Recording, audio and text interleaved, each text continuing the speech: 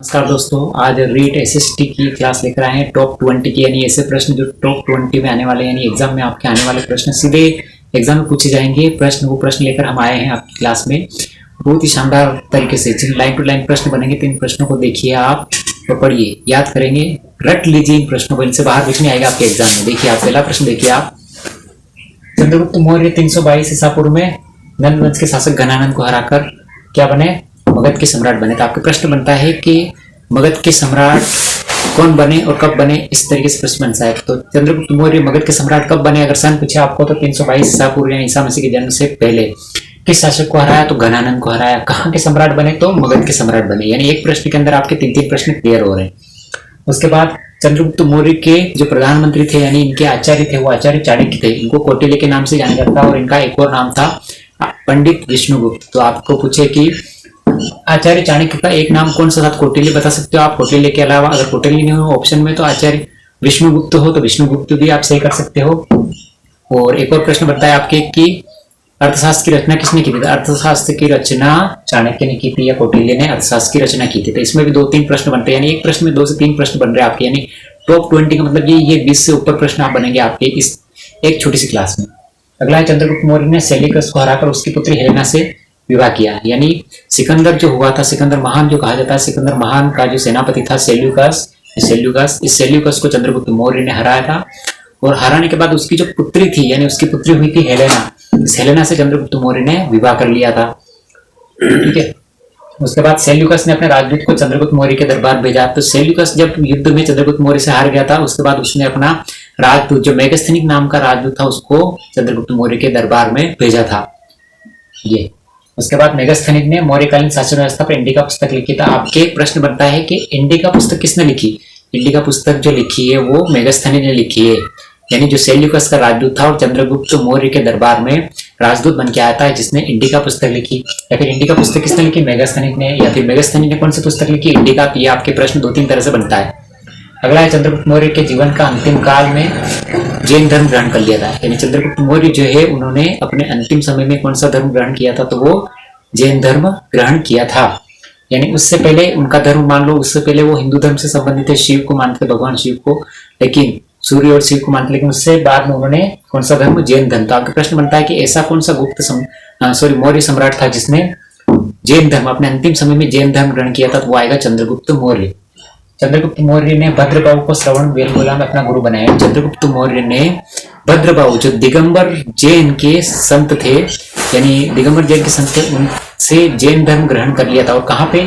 श्रवण बेलगोला में। और ये श्रवण बेलगोला वर्तमान में कहाँ पे है? कर्नाटक के अंदर। तो आपके कितने सारे प्रश्न बन रहे हैं कि चंद्रगुप्त मौर्य ने अपने अंतिम समय में किसको गुरु बनाया? तो वो आ जाएगा भद्रबाहु।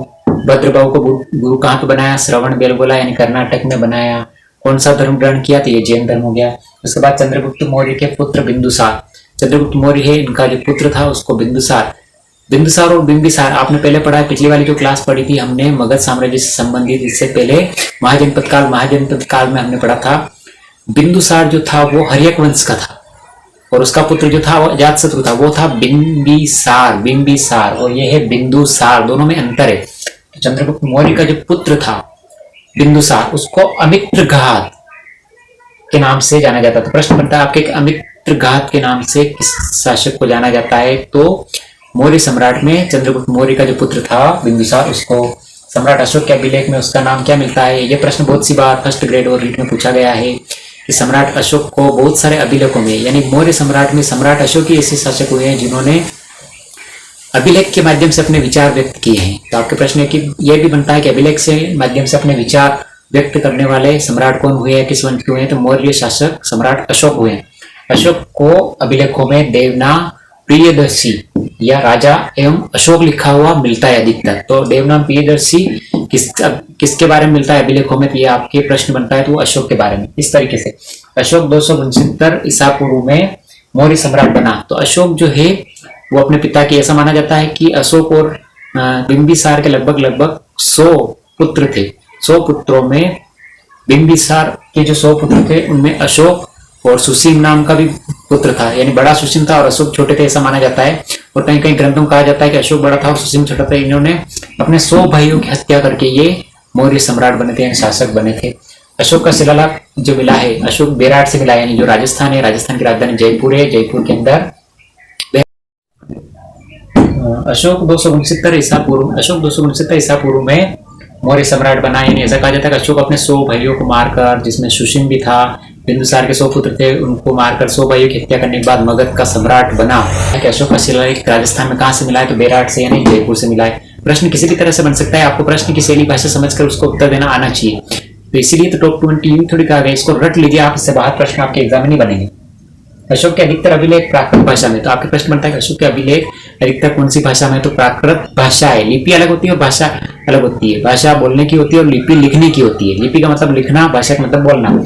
ये प्राकृत भाषा है। प्राकृत भाषा में अधिकतर अभिलेख है। उसका कारण ये है कि प्राकृत भाषा उस समय आम लोग बोले जाते थे, यानी आम लोग जो बोलते हैं वो प्राकृत भाषा, जैसे अपन वर्तमान में बोलते हैं, मारवाड़ के अंदर मारवाड़ी बोलते हैं और मेवाड़ के अंदर मेवाड़ी बोलते हैं। इस प्रकार से यहाँ पे आम बोलचाल की भाषा अशोक के समय में थी वो थी प्राकृत। इसी में अभिलेख लिखे गए। अशोक के अधिकतर अभिलेख ब्राह्मी लिपि में लिखे गए, यानी अशोक के समय के अभिलेख अधिकतर 2 लिपि, ब्राह्मी लिपि और खरोष्ट लिपि में लिखी गई। तो ब्राह्मी लिपि जो होती है वो बाएं से दाएं चलती है और खरोष्ट लिपि वो दाएं से बाएं चलती है। तो ब्राह्मी लिपि में लिखे गए हैं और भाषा कौन सी थी? प्राकृत भाषा। ठीक है। सम्राट अशोक बौद्ध धर्म का अनुयायी था। तो सम्राट, आपने पढ़ा कि सम्राट अशोक के जो दादा थे चंद्रगुप्त मौर्य, उन्होंने अपने अंतिम समय में जैन धर्म ग्रहण कर लिया था, लेकिन सम्राट अशोक जो थे उन्होंने बौद्ध धर्म ग्रहण कर लिया था। बौद्ध धर्म ग्रहण करने के कारण आपको पता है कि कलिंग युद्ध हुआ था और कलिंग नरेश खारवेल को हराने के बाद जहाँ पे 1 लाख लोग थे, तो हिंसा जो सम्राट अशोक ने की थी उसके माध्यम से सम्राट अशोक के मन में अहिंसा के भाव जागृत हो गए थे। तब से उन्होंने युद्ध त्याग किया था। तो ये हिंसा को त्याग कर अहिंसा के पुजारी बन गए और इन्होंने बौद्ध धर्म को अपना लिया। इसके अलावा सम्राट अशोक ने पशुवध को दंडनीय घोषित कर दिया, यानी पशुवध को भी दंडनीय, जो पशुवध करेगा उसको दंड दिया जाएगा। इस तरीके से इनके राज्य में अभिलेख लिखवा दिए गए। सम्राट अशोक ने तृतीय बौद्ध संगीति का आयोजन किया, यानी बौद्ध धर्म में जो बुराइयां थी, जो कमियां थी, उन कमियों को उजागर करने के लिए, दूर करने के लिए विभिन्न विद्वानों को इकट्ठा करके अशोक ने तृतीय बौद्ध संगीति का आयोजन किया, जिनमें विद्वानों के माध्यम से नए नए ग्रंथ यानी बौद्ध धर्म के बारे में अच्छी अच्छी चीजें, यानी ज्ञानवर्धक चीजें, और जो उसमें बुराई आ गई थी बुराई को दूर करने के लिए विद्वानों के माध्यम से उसका संगीतियों का आयोजन किया था। यानी तीसरी संगीति कब हुई थी, किसके शासनकाल में हुई थी? तो वो हुई थी अशोक के समय में। यह प्रश्न बनता है कि तृतीय बौद्ध संगीति किसके शासनकाल में हुई? तो अशोक के समय में। अगला प्रश्न बनता है, ईसवाल उदयपुर से मौर्यकालीन लौह प्रगलन की भट्टी मिली है। ईसवाल, तो आपके प्रश्न बनता है कि लौह प्रगलन, प्रगलन मतलब गलाने की भट्टियां, लोहे को गलाने की भट्टियां कहाँ से मिली है? तो वो मिली है ईसवाल जो स्थान है यहाँ से। और ये कहाँ पे है? ये है उदयपुर। टॉप 20 की बात थी, इसमें 20 से ज्यादा प्रश्न आपके बन गए होंगे। तो इन प्रश्नों को रट लीजिए, बार बार देखिए इस क्लास को। तो आपको कैसे लगे प्रश्न, लाइक करें, शेयर करें, सब्सक्राइब करें। इससे और बढ़िया क्लास अगली लेकर आते हैं। मिलते हैं अगले